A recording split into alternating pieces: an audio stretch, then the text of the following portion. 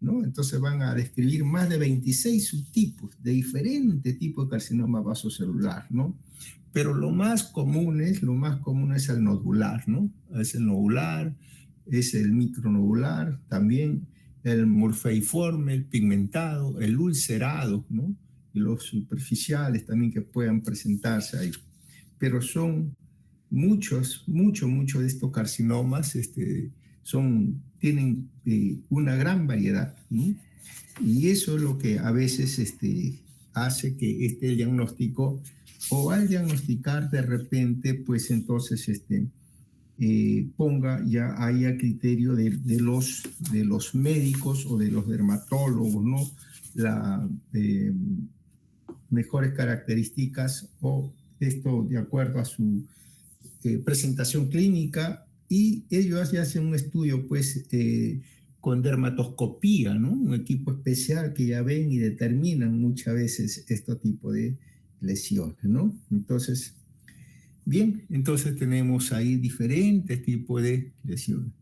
¿Cómo se presenta esta lesión? La localización son las áreas expuestas al sol y se caracteriza por presentarse como una pápula o nódulo de color rosado o color perlado, un color perlado, ¿no?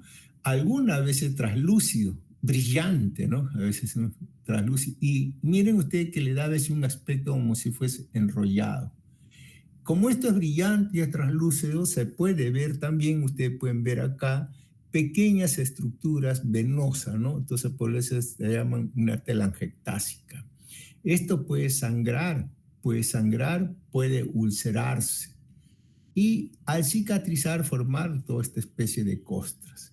Algunas veces la coloración de esta lesión puede tornarse un color medio marrón o marrón parduzca, de acuerdo de repente a la pigmentación que pueda presentar, ¿no? Entonces se llama carcinoma vasocelular pigmentado, es lo que le llaman. Entonces esto ya tiene una lesión ulcerada, como vemos en esta lesión. Bien, desde el punto de vista microscópico, ¿qué cosa es lo que nos llama la atención? Entonces, generalmente todos estos carcinomas, ustedes pueden ver acá, son islotes. Hay dentro de las variedades que ya le dije, hay variedades nodulares y una serie de variedades, una variedad cribosa, por ejemplo, ¿no? Esta variedad cribosa no la tomamos, o sea, no la vamos a escribir, simplemente vamos a escribir nosotros. La presentación más común, y esta presentación más común y frecuente, es la nodular. Y como ven acá, ¿no? Todos son formaciones nodulares, como ustedes pueden ver, ¿no? Estos carcinomas vasocelulares son islotes o nidos de células, ¿no? Células dispuestas como si fuesen unos nodulitos. ¿Y qué cosa es lo que caracteriza? Miren, si ustedes ven el borde acá, el borde periférico, son las células mismas, y estas células vasocelulares se disponen a manera de empalizada, ¿no? Todas estas celulitas son en empalizada periférica, miren ustedes como acá, son células en empalizada periférica. Y la parte central que pone acá son dispuestas al azar, todas estas son células al azar, ¿no? Cada una son células pequeñas, pleomórficas, de núcleo basofílico con escaso citoplasma. Y esto es lo que caracteriza a esta lesión, ¿no? ¿Cómo la vamos a ver? Esto no la describimos, es una presentación cribosa. A más aumento, pero muy falta nitidez, ¿no? Le faltó poner foco para ver y determinar la característica de la tipia que se pueda presentar en esta foto. Esta es una foto muy bonita, donde entonces describe todas las características de esta lesión, ¿no? Entonces que son islotes o nidos de células basaloides, ¿no? Islotes o nidos de células basaloides, que están dispuestas, todas estas células basaloides, que están dispuestas en empalizada, la parte periférica, ¿no? Aquí tenemos, miren ustedes, en empalizada, y la parte central dispuestas al azar. Miren ustedes acá, bueno, acá hemos descrito grandes lóbulos basaloides con empalizada nuclear periférica, ¿no? Todo está en periférica. El estroma es fibromixoide. Y este estroma, en estas formaciones que da estas formaciones nodulares, aquí donde se van a formar pequeñas hendiduras.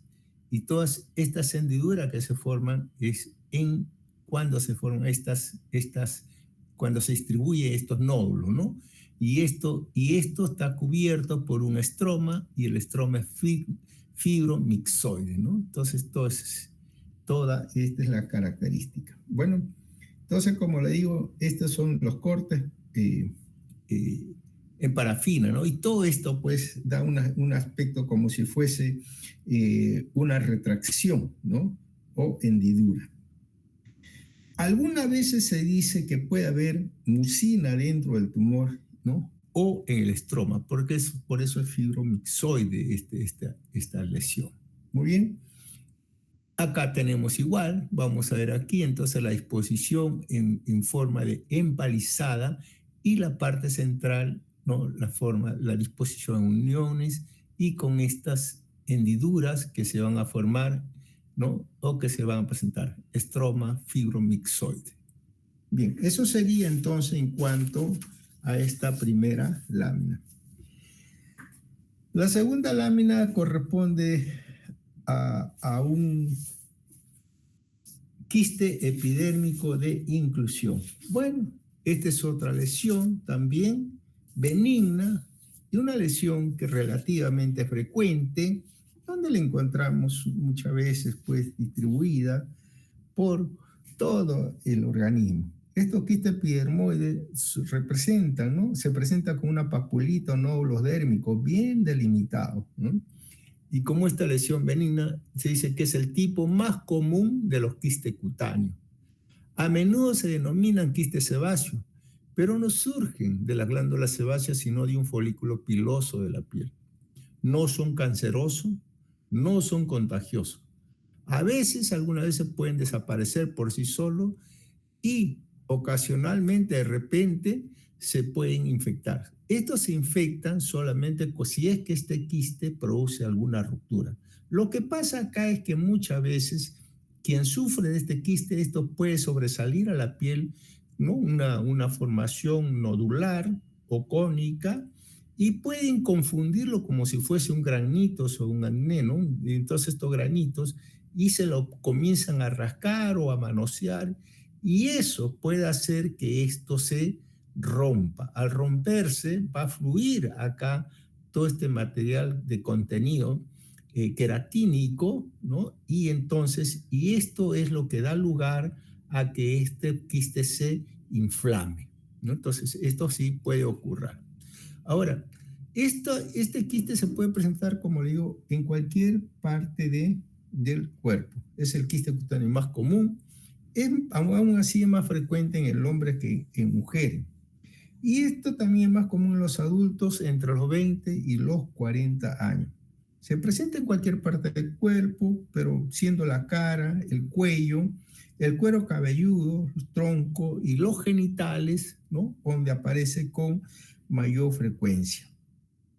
No, pero en sí puede aparecer en cualquier parte del cuerpo. Y esto a veces tiene una formación espontánea o por implantación de epitelio inducida por alguna lesión de repente que uno pueda tener, y se comienza a formar, ¿no? Estas formaciones quísticas. Bien, entonces, son lesiones esporádicas. Algunas veces se le ha descrito de repente que tienen cierto tipo de relaciones familiares, ¿no? O genéticas. El cuadro clínico, por si acaso, la descripción clínica y la macroscopía es lo que predomina siempre en las lesiones dérmicas, ¿no? Las lesiones dérmicas, lo que describe el dermatólogo casi es la macroscopía de lo que nosotros vemos ahí, ¿no? Solamente a veces cuando ya sacan el tumor y describimos el resto, lo que falta. Pero clínicamente o macroscópicamente se presenta como pequeños nódulos redondos, ovalados o de forma cónica, que puede ser de color amarillento o blanquecino. El crecimiento es lento, la consistencia es suave y no causan dolor. Al corte, aquí se encuentra una cavidad quística unilocular, o sea, tiene una sola cavidad con una pared media blanquecina o pared perlada. Cuando se abre este quiste, tiene un material, que puede ser blanquecino, blanco grisáceo o amarillento, cuando es sebáceo y mal oliente. Esa es la característica que pueda presentar estos tipos de lesión, ¿no? Acá lo tenemos, esto está medio rojito, seguramente por la manipulación que ha tenido. Pero ustedes ven acá una lesión elevadita, medio cónica, aquí parece amarillenta, rodeada por un alito rojito eritematoso. Aquí está el quiste unilocular, blanquecina la superficie y el corte del contenido sebáceo, ¿no? Y siempre tiene un contenido un maloliente. Esta es la macroscopía, miren ustedes cómo está. Es un quiste, ¿no? Lo han sacado entero acá. Esta es la superficie, la piel de superficie, y esta es también la cavidad quística, que también está revestida, como vamos a ver, por un epitelio escamoso.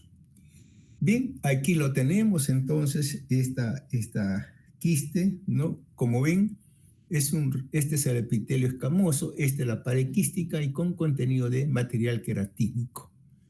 Bien, aquí usted entonces podemos ver, esta es la lámina que hemos puesto anteriormente y acá también la que hemos puesto también que se ve en panorámico. Cavidad quística revestido por epitelio escamoso estratificado. ¿Listo? Muy bien.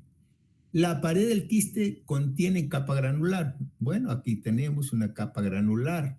Y este epitelio escamoso estratificado es aplanado como si fuese atrófico. No tiene las papilas dérmicas, si ustedes pueden ver acá. No tiene, es aplanado.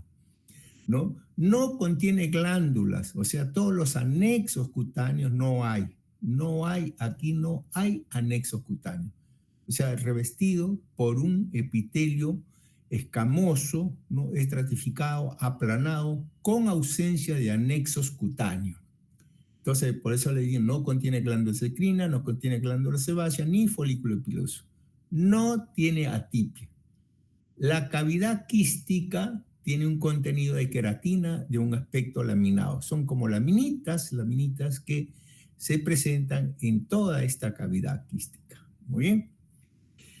Esto es entonces, acá, miren ustedes acá, este es el quiste y acá está el epitelio. Este es el epitelio superficial, donde sí vemos la papila, vemos aquí los anexos también cutáneos, ¿no? Sin embargo, acá tenemos por dentro esto, en el dermis, se ve en el dermis medio o profundo, se ve esta cavidad quística. Y esta cavidad quística revestida por un epitelio aplanado, ¿no? Poliestratificado aplanado, con ausencia de todos estos elementos, o sea, con ausencia de los anexos cutáneos, ¿no? Acá no hay eso, o sea, se fue como un epitelio aplanado atrófico. Dentro de la cavidad quiste, contenido de material queratínico. Eso es lo característico. Y como ven, acá no hay ningún tipo de complicación, o sea, infiltrado inflamatorio, no lo hay. Igual acá, para ver también este epitelio aplanado, poliestratificado, ¿no? Aplanado, y acá con presencia de material queratínico en la luz. ¿Bien? Esto nos demuestra cómo es el epitelio, es igualito al de la piel, ¿no? El de cubierta, así que no hay problema con eso, no hay atipia.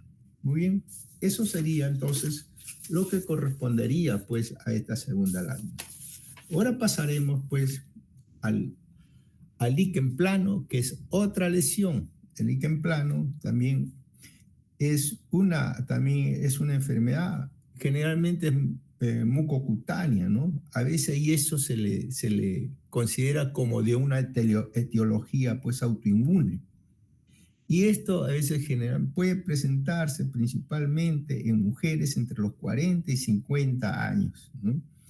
Entonces, y a veces se ha demostrado que este líquen plano, entonces, es de trastorno idiopático de la piel y que puede no tan solo comprometer la piel, sino los foliculopilosis, y que esto también, el líquen plano, puede comprometer cualquier parte del cuerpo, ¿no? A veces vemos ahí una serie de lesiones que se puedan dar. A veces se le ha descrito esto que tiene cierto se ha demostrado cierto antígeno de histocompatibilidad leucocitaria como el HLA-A5 o el HLA-A3, ¿no? Entonces ahí están asociados y que aparecen frecuentemente en esta enfermedad. Estas lesiones consisten muchas veces en unas pápulas, ¿no? Pruriginosas.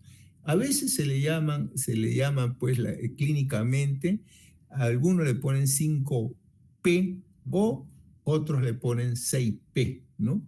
Estas son características de estas lesiones, ¿no? Entonces son lesiones cutáneas, ¿no?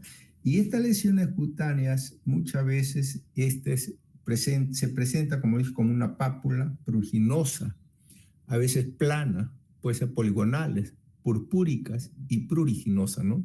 Entonces por eso se le dice la 5P, ¿no? Así se le dice. Entonces, clínicamente ustedes ya tienen todo el resultado. Son lesiones dérmicas que se caracterizan porque esto se puede presentar como pápulas que pueden ser planas, poligonales, purpúricas y pruriginosas, ¿no? Entonces, todo esto. La localización más frecuente generalmente es a nivel de los flexores, ¿no? A nivel de la muñeca, a nivel de las piernas, a nivel de las rodillas. Son las localizaciones que se pueden dar en estos tipos de lesiones, ¿no? Entonces, entonces también, miren ustedes acá cómo se ve. Entonces, afecta tanto a hombres como a mujeres. Igual, algunos dicen que entre los 40 y 60 años, otros en los 30 y 60 años. Puede afectar cualquier parte de la piel. Puede afectar uñas, cuero cabelludo, la zona genital, la mucosa, la nariz, la boca. Puede afectar también los genitales. A veces nosotros hemos visto bastantes lesiones a nivel de genitales, ¿no? Y con estas dermatitis, con este líquen plano, o a veces una dermatitis liquenoide. ¿Por qué? Porque esto tiene una característica bastante evidente y que esto, pues entonces cuando lo vemos ya decimos que esto corresponde a un líquen o no. La característica de esto, cuando nosotros, mire usted ve cómo se ven, entonces a nivel son las formas medios inferiores, a nivel de los flexores, a nivel de la muñeca, son lesiones bastante frecuentes, ¿no? Son pápulas que pueden ser planas, poligonales, pruriginosas o purpúricas, ¿no? Entonces todas tenemos la 5P, característica de esta lesión, ¿no? Esto, pues, algunas veces miren ustedes cómo se presenta a nivel de la mucosa oral, a nivel de los genitales, también en la mucosa oral, en la lengua, en la piel, etcétera. Puede darse todo este tipo de lesiones. Esto desde el punto de vista histológico es bien curioso, esta presentación, ¿no? Curiosamente, nosotros vamos a tener que en estas lesiones de líquen, ustedes miren usted la piel, lo que acá no es posible verlo, vamos a ver otra foto, pero lo que llama la atención, lo que mucho llama la atención, es la presentación de esta lesión. El líquen plano, lo que más nos interesa es ver la capa basal, ¿no? Ahí es donde vemos la capa basal, qué cambios puede haber en esta capa basal. Otra cosa también curiosa que nosotros vemos acá es cuando esta capa basal, cómo se dispone, ¿no? A manera de dentado o a manera de diente de serrucho, esta alteración. Acá este es un engrosamiento, hiperkeratosis, ¿no? Hiperkeratosis, acantosis, y una presentación de la capa basal a manera dentado. Eso como si fuese un diente de serrucho. Pero vamos a ver y describirla, miren ustedes acá. Bien, ¿qué cosa es lo que llama? Aquí, esta capa basal, lo primero que tenemos que estudiar nosotros. En esta capa basal vamos a encontrar una alteración de la capa basal. O sea, estas células basales se vuelven tumefactas o con degeneración hidrópica. O sea, se comienzan a hinchar y a degenerar. Entonces, lo que se llama una necrosis de esta capa basal. O sea, la inflamación es a nivel dermoepidérmica. Hay degeneración hidrópica de la capa basal con necrosis. A esta degeneración hidrópica de la capa basal es lo que se le denomina los cuerpos de Sivate o cuerpos coloides, ¿no? a toda esta alteración de la capa basal. Ahora, ¿qué más tenemos? Este proceso inflamatorio que se va a producir acá en este nivel es lo que produce que estas papilas tomen una morfología de tipo dentada. Y esta morfología que le da de tipo dentada es lo que se denomina en diente de serrucho, diente de serrucho. Además que tenemos una hiperkeratosis, como pueden ver acá, ¿no? Hipergranulosis, esta es la capa basal, esta es la capa granular, esta es la capa basal, la suprabasal, la capa espinosa, la capa granular, hipergranulosis. Cuando las lesiones son bastante amplias, esta hipergranulosis toma la forma de una V,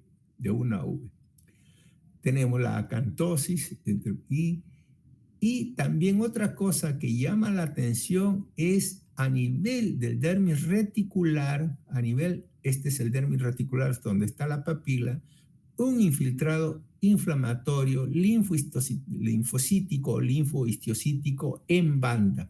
Entonces, toda esta lesión es característico en este tipo de lesiones. Miren ustedes acá, entonces, acantosis con papilomatosis, ¿no?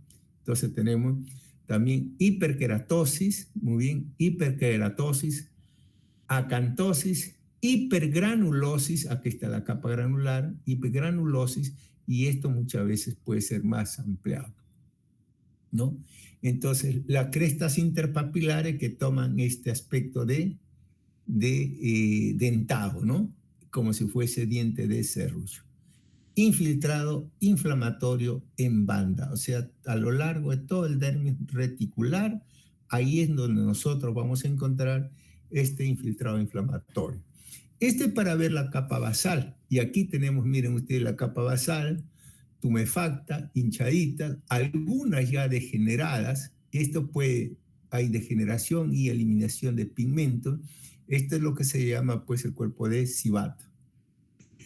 Esta es la capa granular y este es el infiltrado inflamatorio linfoplasmocitario. Ojo que estoy hablando de infiltrado inflamatorio linfoplasmocitario. No estamos diciendo que esto es un infiltrado neutrofílico, no. Linfoplasmocitario. Acá se ve igual, miren, este panorámico es mucho más claro.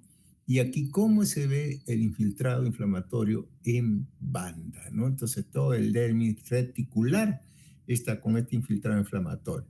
A esta altura también podemos tener hiperkeratosis, ¿no? Aquí tenemos una acantosis y esta componente de las papilas que toman una morfología dentada, ¿no? Como en diente de serrucho.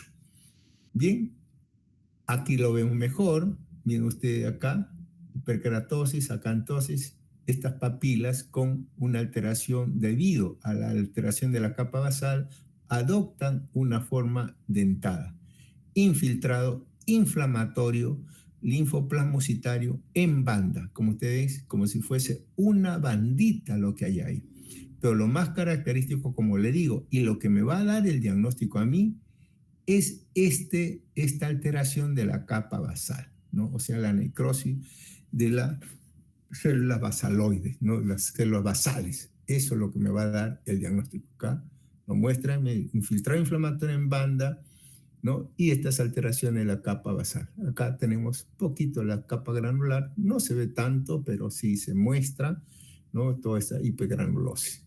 Bien, esto entonces correspondería pues a este líquen plano, ¿no? Este líquen plano, algunas veces esos líquen planos pueden faltar, algunas de estas lesiones pueden faltar, entonces eso ya a veces puede no haber esta determinación. Hay denominaciones, a veces el dermatitis liquenoide le llaman a algunos, ¿no? Entonces, pero estas lesiones, muchas veces estas lesiones cutáneas son múltiples y a veces, y lo curioso que está distribuida simétricamente, ¿no? Sobre todo en las extremidades. A veces está en una extremidad y en la otra extremidad en forma simétrica y suele afectar más en los codos, en la muñeca, también suele afectar en el pene, en el glande del pene, en el varón puede afectar. Se dice que el 70% de los casos puede estar afectando ya la mucosa bucal, ¿no? Entonces, y aquí sí hay que tener mucho cuidado con estas lesiones porque se presentan ya con otra característica, ¿no? Como pápula blanquecina, etcétera, que pueden a veces eh, presentar o dar la apariencia de otro tipo de lesión, ¿no? Sin embargo, estas lesiones en la cavidad bucal entonces puede persistir, ¿no? Y presentar una mayor intensidad y que esto va a provocar muchas veces algún tipo de alteraciones, sobre todo por la lesión y el dolor que va a presentar con la ingesta, ¿no? Cuando se presenta a nivel bucal. Muy bien. Vamos a tener entonces ahora la otra lámina que corresponde al herpes simple. El herpes simple es también, digamos, es una enfermedad también infecciosa, ¿no? Es una enfermedad producida por el papiloma, ¿no? Perdón, por el virus del herpes simple, ¿no? Entonces, ustedes saben que el virus del herpes simple tenemos nosotros el virus del herpes simple 1 y el virus del herpes simple 2. O sea, todo el virus del herpes simple tenemos una variedad de cepa de herpes simple.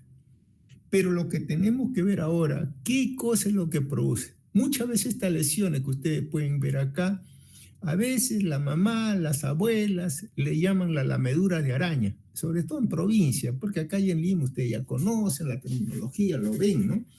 Pero a veces uno cuando sufría de esto, la lamedura de araña, decían, y eso salían pues con una serie de ampollitas, ¿no? A nivel peribucal, ¿no? Y esta ampollita, y estas ampollas que algunas veces cometen el error de rascarse, de mordérsela o de reventarla. Y esto ya se vuelve ya una ampolla, se vuelve una úlcera dolorosa y que ya no va a sanar. Esto no sana en 2 días, 3 días, esto se demora 7, 10 días en sanar estas lesiones, ¿no? Si son un poquito dolorosas, y miren ustedes acá, casi todo el labio lo tiene con esta lesión, ¿no? Eso es lo curioso, que estas lesiones se puedan presentar. Todo esto todo esto está producido por el virus, ¿no? Un virus de herpes simple. El virus de herpes simple, ojo, aquí vamos a hablar, el virus de herpes simple afecta a la cara, a los labios, ¿no? A veces también se dice que puede afectar la parte superior, a veces la mucosa bucal también puede afectar estos tipos de virus de herpes simple. E inclusive creo que hemos visto creo que con ustedes, un papiloma o herpes esofágico, que muchas veces cuando está en el tercio superior, algo puede estar provocado por el virus del herpes simple tipo 1, ¿no? Ese es el virus. Pero hay otro tipo de virus de herpes simples tipo 2. El herpes simple tipo 2 también se dice, eso va a afectar a los genitales, o sea, en la parte inferior del cuerpo, ahí va a afectarse estas lesiones. Ahora, esta lesión no tiene, digamos que se afecta sexualmente, no tiene este componente, ¿no? El virus herpes simple es un agente infeccioso común en la piel y genitales, ¿no? Y que esto puede causar, a veces en el ojo puede causar alguna úlcera corneal o una queratitis también, ¿no? Entonces, todos estos virus, uno se puede infectar y esta infectación puede estar allí. Podemos tenerlo nosotros por tiempo, meses o años, estos virus, ¿no? ¿Y qué es lo que pasa? Muchas veces cuando están localizados este virus de herpes simple tipo 1, ¿dónde se localizan esto? Generalmente se van a localizar en el nervio vago o en el trigémino. Ahí se van a hospedar estos tipos de herpes. Y poco a poco pueden entonces de repente, pueden salir o pueden reactivarse de acuerdo pues a las condiciones, ¿no? Que estos puedan presentarse, ¿no? Bien, entonces, ¿esto cómo se va a presentar? Este virus de herpes simple generalmente se va a presentar como una serie de... Bueno, vamos a ver entonces acá. Se va a presentar entonces como... Estas son como una serie de lesiones ampollosas, ¿no? Nodulares, ampollas de variados tamaños, lo vamos a tener aquí, esta lesión, ¿no? Brillantes, ¿no? Entonces, estos son diferentes tipos de lesiones, como vemos acá, ¿no? Que se van a presentar estas lesiones. Este virus del presidente son en forma brillantes, a veces dolorosas, ¿no? Arracimadas, parecen como unos granitos de uva arracimadas, como ustedes pueden ver, y rodeadas por un halo eritematoso. Rodeadas por un halo eritematoso. Ahora, si es que estas se rompen, se forman pequeñas lesiones ulcerosas, y estas lesiones ulcerosas sí pueden entonces volverse dolorosas, ¿no? Entonces, lesiones ulcerosas, dolorosas, pero generalmente se caracterizan porque estas van a formar allí este tipo de lesiones ampollares, ¿no? Blanquecinas o perladas, arracimadas, recubiertas por un halo eritematoso. Es característicamente lo que vamos a ver en estos tipos de lesión. Muy bien. La infección del herpes, esto normalmente se puede dar en la niñez. Esto se puede dar en la niñez. Y esto no está clasificado como una enfermedad de transmisión sexual, ¿no? Eso sí hay que, ¿por qué? Porque a veces los padres pueden pensar mil cosas, ¿no? Y eso no es así. El 80% de la población adulta es candidata a portar el virus de herpes simple tipo 1 y suele haberlo adquirido en una forma no sexual. O sea que este virus no está relacionado con las relaciones sexuales. Ojo, o sea, no es una enfermedad de transmisión sexual este tipo, ¿no? Por si acaso, a veces, por eso es que esto hay que tener mucho cuidado cuando uno hace unos comentarios o cuando de repente las mamás no se enteran porque esto es un virus, o le dice herpes simple, herpes labial, dice, y lo primero se van ahí mismo. ¿Dónde se van? Se van al internet, y el internet dice herpes labial, enfermedad de transmisión sexual. Y eso no es así, ¿no? ¿Por qué? Porque a veces las señoras no tienen conocimiento de qué tipo de herpes es, ¿no? Y por si acaso, a veces hay que ver bien dónde se da, a quiénes se le da, y que esto no es un tipo de enfermedad de transmisión sexual, no por si acaso. Bien, esta a veces tiene cuando aparece esto, puede desaparecer, dura una semana o 10 días, desaparece, y como le digo, ¿dónde se va a alojar? Todo lo que está en la parte esta, en el nervio, en el trigémino, ahí donde tenemos que se va a alojar, ¿no? Entonces, eso sí hay que ver. Hay que tener en cuenta todas estas lesiones. Cuando se presentan estas lesiones, no dejar de pasar o no emitir algunas opiniones que de repente puedan afectar a los familiares. Muy bien. Esto va a formar, mire usted, esta es una ampollita, ¿no? Que se forma así, ¿no? Son una ampolla intradérmica. Está una ampolla intradérmica, y esto puede tener un grado variable de necrosis. Son ampollas intradérmicas con células acantolíticas, queratinocitos dentro de la cavidad ampollar. Miren ustedes acá, esta es la ampolla.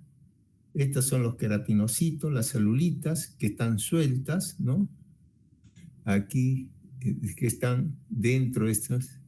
Y estos aquí se van a juntar unas celulitas, y estas celulitas son las células, pues, del herpes que se van a juntar, y la cromatina tiene un aspecto lateralizado, ¿no? Se va hacia la lateralización, hacia los bordes, y esto le da un aspecto de vidrio esmerilado. Esto es lo que se llama las células de Cowdry tipo A, ¿no? Entonces, vamos a ver acá. Generalmente las lesiones como esta se ven siempre en los márgenes, ahí donde se van a ver aquí estas lesiones. Yo les dije y siempre se le ha explicado de que cuando hay una célula basal, lo primero que se afecta es una infección viral, lo primero que se afecta son las células basales. Y ahí es donde se ocurren todos estos cambios, y ahí es donde vemos nosotros las células basales, células parabasales. Esta es la úlcera. Aquí es un fondo de úlcera, necrosis fibrinoide, infiltrado inflamatorio, leucocitario, ¿no? Pero aquí tenemos, miren ustedes, todas estas son las células Coldry tipo A. Entonces, esto aquí puede tener un grado variable de necrosis, ¿no? Pero los núcleos se observan ahí. Vamos a ver aquí en una marginación periférica una marginación periférica, ¿no? De toda la cromatina, y que le da esto un aspecto de vidrio esmerilado, una marginación, ¿no? Esos aspectos de vidrio esmerilado. Los queratinocitos, todas estas, vamos a ver acá, creo que se ve mejor. Bueno, aquí se ven unos queratinocitos un poquito tumefactos o hinchaditos, ¿no? Aquí tenemos esto. Estas son las células que se van a encontrar acantolíticas dentro de la cavidad ampollar, fondo de necrosis. Este es un panorámico donde vemos ahí área de necrosis con determinado grado de necrosis, con exudado inflamatorio leucocitario. En el borde vemos estos cambios celulares, ¿no? Estos cambios celulares, estos son signos virales también que se van a manifestar. Aquí se ve mejor, muchas veces se ve mejor. La valorización de los queratinocitos se vuelve mucho más ancho, ¿no? Entonces, y esto pues comienzan a hincharse, y comienzan entonces estas celulitas, ¿no? La cromatina comienza a dispersarse hacia la periferia y le va a dar un aspecto un poco más claro al núcleo. Es lo que se llama con núcleo en vidrio esmerilado. Estas células tienden a juntarse unas a otras, pero este le da un aspecto de amoldamiento. Aquí tenemos un amoldamiento nuclear. Tenemos un amoldamiento nuclear, es característico en estos tipos de lesiones. Entonces, eso vamos a ver. Igual acá, mucho mejor, ¿no? Entonces, la presencia de todos estos grupos de células multinucleadas con amoldamiento, con presencia de sus núcleos en vidrio esmerilado, queratinocitos hinchados, tumefactos, en un fondo ulcerado con necrosis e infiltrado inflamatorio agudo. Muy bien. Entonces, eso básicamente es lo que tenemos. Siempre no hay que olvidar que estas lesiones, ¿no? Estas lesiones muchas veces son unas lesiones ampollares, y que estos queratinocitos que quedan dentro de la ampolla son los que van a presentar todos estos tipos de cambios celulares, cambios nucleares. Cuando nosotros vemos este amoldamiento nuclear, ¿no? Cuando vemos nosotros amoldamiento nuclear así, con todos estos cambios que ustedes ven, ¿no? Que los núcleos en vidrio esmerilado, que los balones, que los queratinocitos, balonantes, eso ya nosotros es muestra de una lesión herpética, ¿no? Una lesión viral. Muy bien. Esto entonces correspondería a herpes simple. La otra lesión que vamos a ver ahora es el nevo. El nevus, entonces, a veces el nevus son neoformaciones benignas que pueden ser únicas o pueden ser múltiples, ¿no?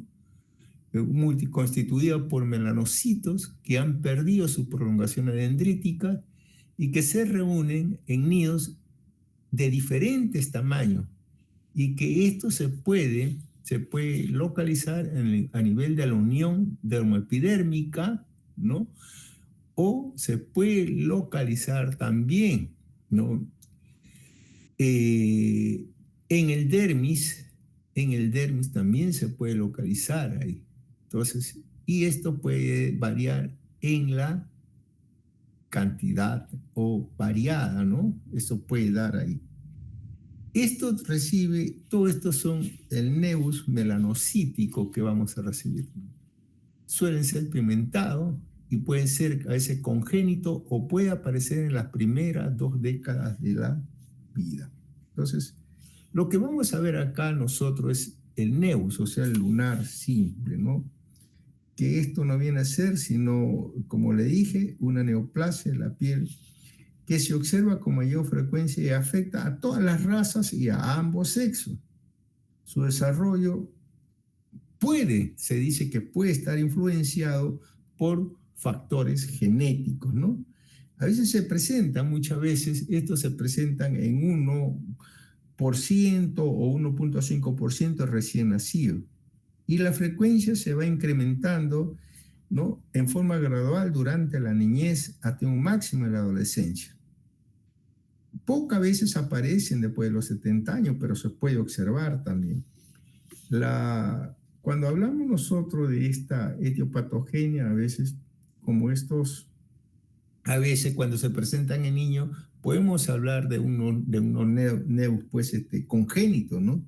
De nevos congénitos que puede aparecer, como le dije, después de nacimiento, y que esto muchas veces, estas lesiones névicas, pueden desaparecer también a determinada edad.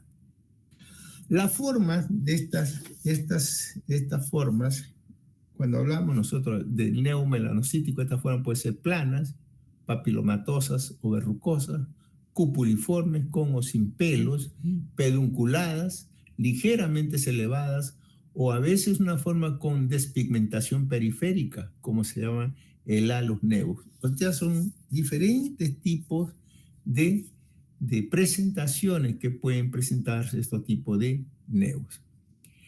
El nevus, cuando hablamos entonces del neomelanocítico, entonces estamos hablando del nevus de la unión. El nevus de la unión le dije en un inicio que esto primeramente se iba a estar en una proliferación de células névicas que se desprendían y que iban a estar en la unión dermoepidérmica.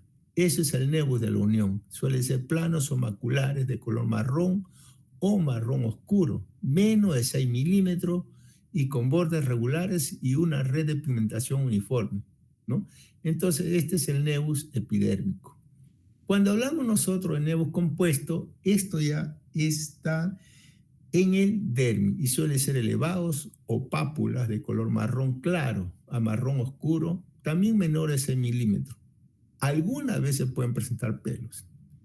El nevus intradérmico ya son lesiones que ya están en el dermis, son pápulas redondeadas, bien definidas, amelanóticas, que puede ser color rosa, a marrón rojizo o color carne.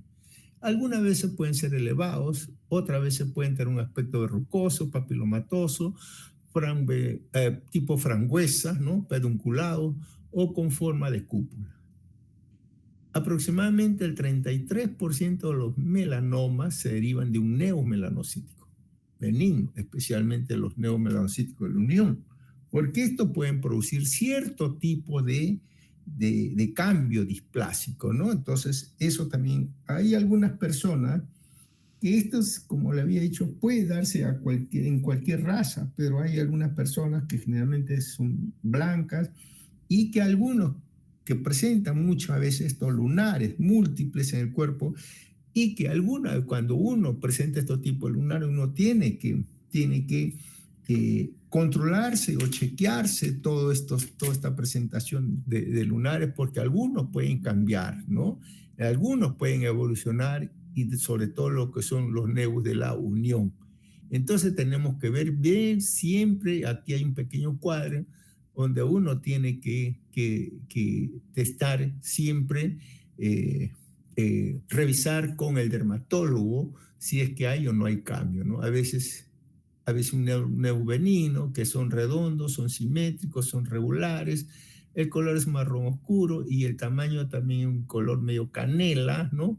Marrón canela, menos de 6 milímetros de tamaño. Sin embargo, si esto comienza a evolucionar y ya no es simétrico, sino puede ser asimétrico, de bordes irregulares, de color ya no son homogéneos, un color variado, ¿no? A veces un color medio negruzco, un color medio marrón, pardo, claro, irregulares, todo esto. Entonces, y que si miden más de 6 milímetros, esto ya hay que verlo con el dermatólogo para ver si ha sufrido o no ha sufrido cambio, porque ustedes saben la evolución de estos nevus, pues nevus displásicos, y esto puede transformarse tranquilamente, llegar a un melanoma.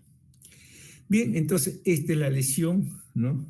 Elevada que se ve, es muy poca nitidez, pero se logramos ver acá. Y este es el epitelio superficial, y acá vemos unos pequeños grupos celulares, ¿no? Todos estos pequeños grupos celulares como son células névicas. Muy bien, aquí es lo que nos interesa a nosotros. ¿Qué cosa es lo que vemos a este nivel? Lo que vemos a este nivel, miren ustedes acá, en la unión dermoepidérmica. Habíamos hablado nevus de la unión, nevus compuesto y el nevus intradérmico. Muy bien. El nevus de la unión se va a encontrar. Olvidémonos de todas estas. Vamos a centrarnos en esta sola zona nada más. Y entonces a veces vemos nosotros que aquí en la capa basal, entonces vemos una proliferación de células névicas, ¿no? Y estas agrupaciones de células névicas, cuando están aquí dentro de esta unión dermoepidérmica, ¿no? Entonces comienza, esto es lo que le denominamos nosotros nevus de la unión, ¿no? Ahora, cuando nosotros vemos, olvidémonos de todo esto, lo de abajo, y vemos acá. Aquí, por ejemplo, hay una unión, una proliferación de células névicas que está en la unión dermoepidérmica. Pero acá también hay otro. Acá se está desprendiendo, por ejemplo, ¿no? Cuando se comienza a ver comenzamos a ver en la capa basal y esto se comienza a desprender hacia el dermis, cuando hay estas dos formas, se denomina nevus compuesto. Nevus de unión, ¿no? Solito acá, nevus compuesto, la presencia de estas dos cosas. Ahora, si nos olvidamos de toda la parte superior, y solamente encontramos estos grupos de células névicas, forman nidos, agrupaciones o islas dentro del dermis, y no encontramos nada en la unión, ni tampoco en la unión dermoepidérmica, ni en la capa basal, entonces lo que se denomina esto un nevus intradérmico.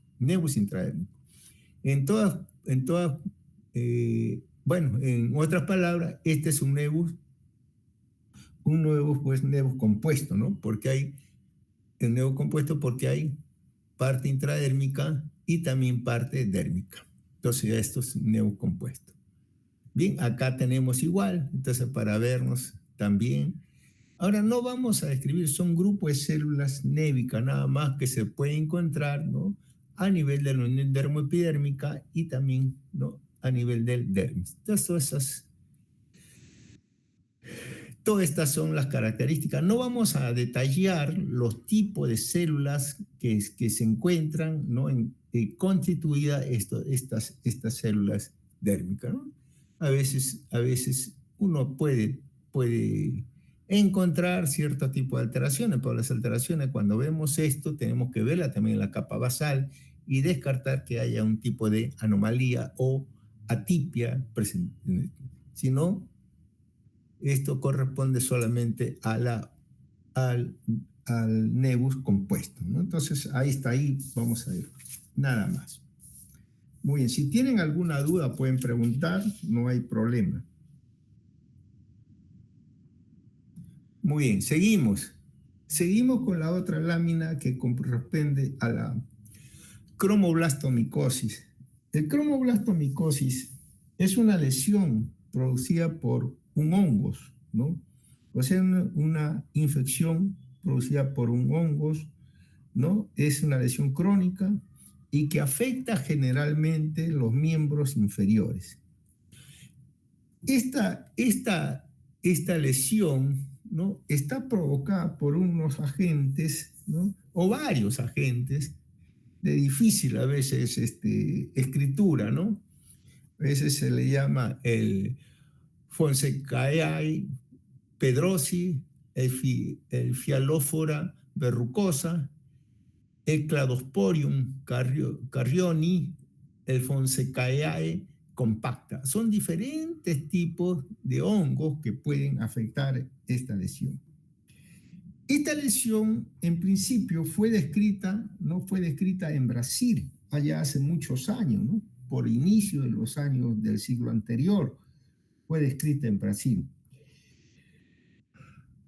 Y que generalmente esta lesión se presentaba en regiones tropicales, ¿no? A veces, y esto sobre todo en regiones tropicales, aquellas zonas donde había una temperatura por encima de los 28 grados centígrados. Acá y muchas de regiones tropicales y algunas veces también regiones subtropicales, ¿no? Entonces, a veces fue descrita muchas veces en Brasil, también descrita en Colombia, en Venezuela, en Cuba, ¿no? También fue descrita en México, ¿no? Donde hay esas extensiones de terrenos que suelen presentarse o cultivarse, pues, todas estas plantas de donde sacan el tequila, ¿no? Los agaves. Entonces, y esta es una lesión que comienza, que generalmente estos van a estar en algunos, en el medio ambiente o en la tierra, o de repente pueden estar en algunas plantas de estos tipos, de estas áreas tropicales, y que generalmente ahí la gente, como es área tropical, a veces van sin zapatos o con una simple sandalia nada más. Y ahí es donde se producen unos traumatismos cutáneos que pueden darse ahí, y esto puede dar lugar pues a una infección. Entonces, pero esta infección, cuando se produce esta infección, esto pues, puede pasar tiempo, ¿no? O sea, la lesión comienza de repente en forma progresiva y tarda muchos años. A veces se dice que el diagnóstico se puede demorar hasta 15 años en llegar. Y esta lesión comienza con una pequeña protuberancia, que puede ser roja o gris, ¿no? En la piel donde se ha producido esto es una pequeña anulación y crece con mucha lentitud. Como le digo, esto puede llegar a esta lesión hasta 15 años.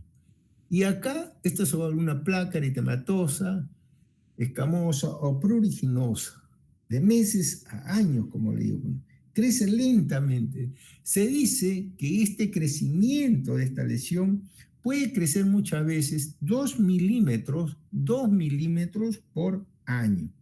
Entonces, y así para formar una placa elevada, hiperkeratosis, imagínense cuánto tiene que crecer esos tipos de lesiones.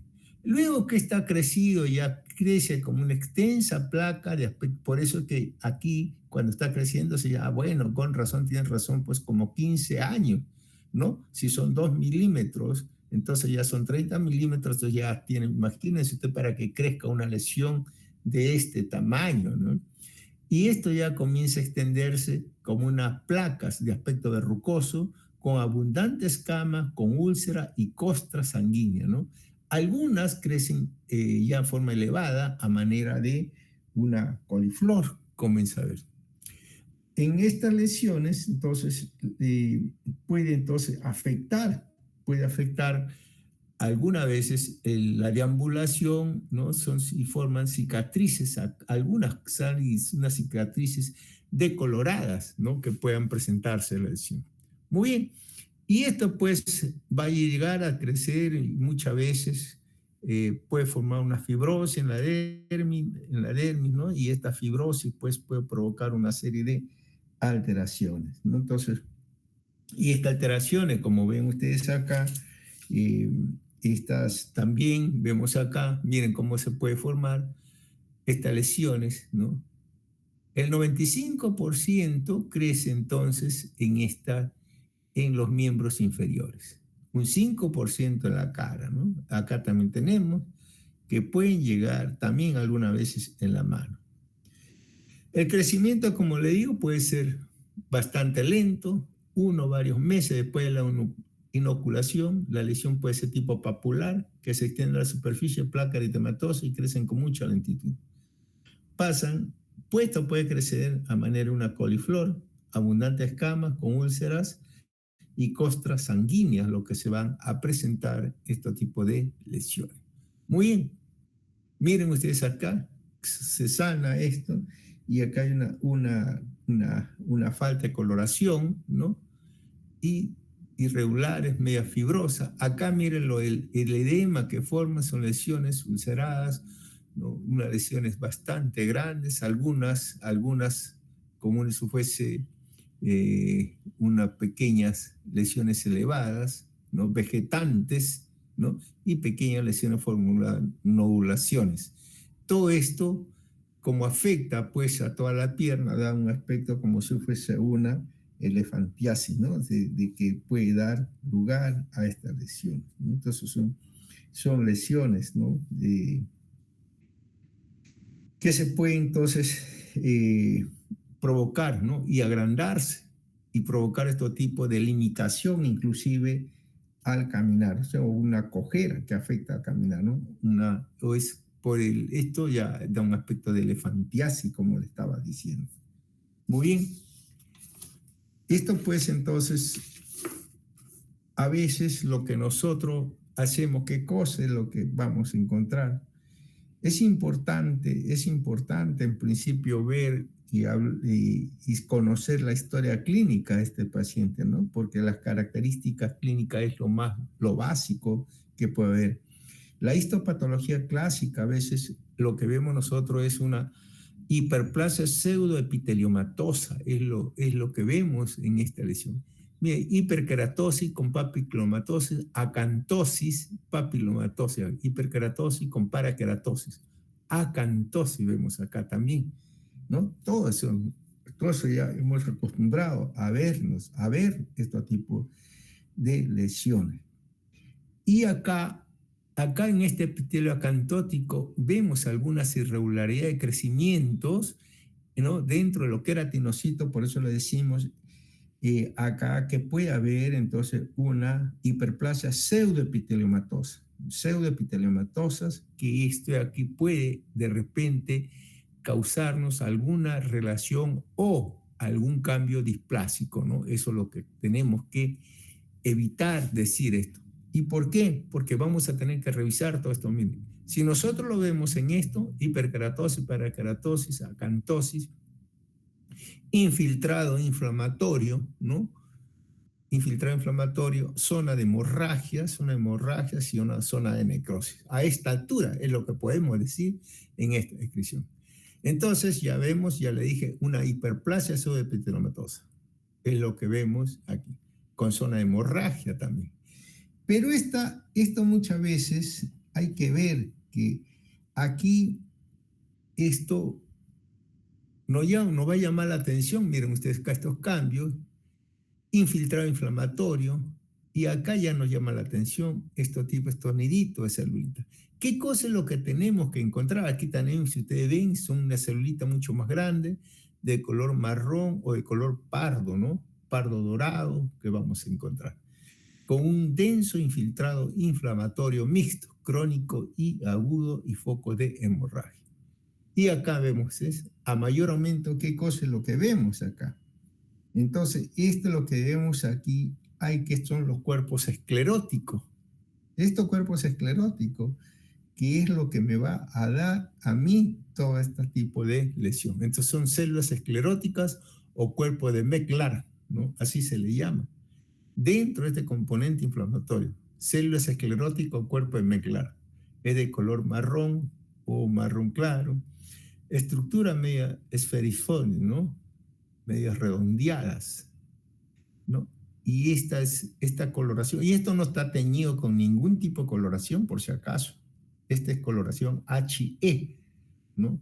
Por eso es que a esta lesión se le denomina pues una cromoblastomicosis, ¿no? Cromo por el color que van a tomar estos honguitos. Muy bien.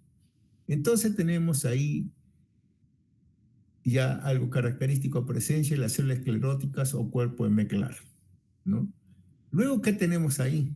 Otra cosa que tenemos también, unas características histopatológica clásica, ¿no? Que son las hiperplasias pseudoepiteliomatosas con presencia de accesos, con presencia de accesos intradérmicos, ¿no? Y estos cuerpos escleróticos de Meclar, ¿no? Estos accesos con cuerpos escleróticos de Meclar. Miren ustedes acá, este es un acceso intraepidérmico con presencia de estos cuerpos escleróticos de Meclar, ¿no? Entonces, esto también es importante. Estos hongos pueden aparecer a veces en grupos, ¿no? ¿No? Todos pueden aparecer, son agrupaciones que van a aparecer. Bien, todos estos, vamos a ver. ¿Qué más tenemos? Histiocitos, miren estos histiocitos gigantes, células gigantes también con presencia que han fagocitado a estos cuerpos escleróticos de Meclar. ¿Qué más tenemos? Miren ustedes acá. Zona de hemorragia, infiltrado inflamatorio, denso infiltrado inflamatorio, zona de hemorragia y necrosis. Todos estos cambios es lo que van a caracterizar a este tipo de lesiones. Igual, miren ustedes los microaccesos, ¿no? Y acá tenemos las células escleróticas. Igual acá, microacceso, exudado inflamatorio, todas estas lesiones dérmicas, ¿no? Que hemos descrito. Bien, esto es entonces todo con lo que corresponde pues a esta lesión, a esta práctica. Bien, con eso yo creo que ya hemos concluido.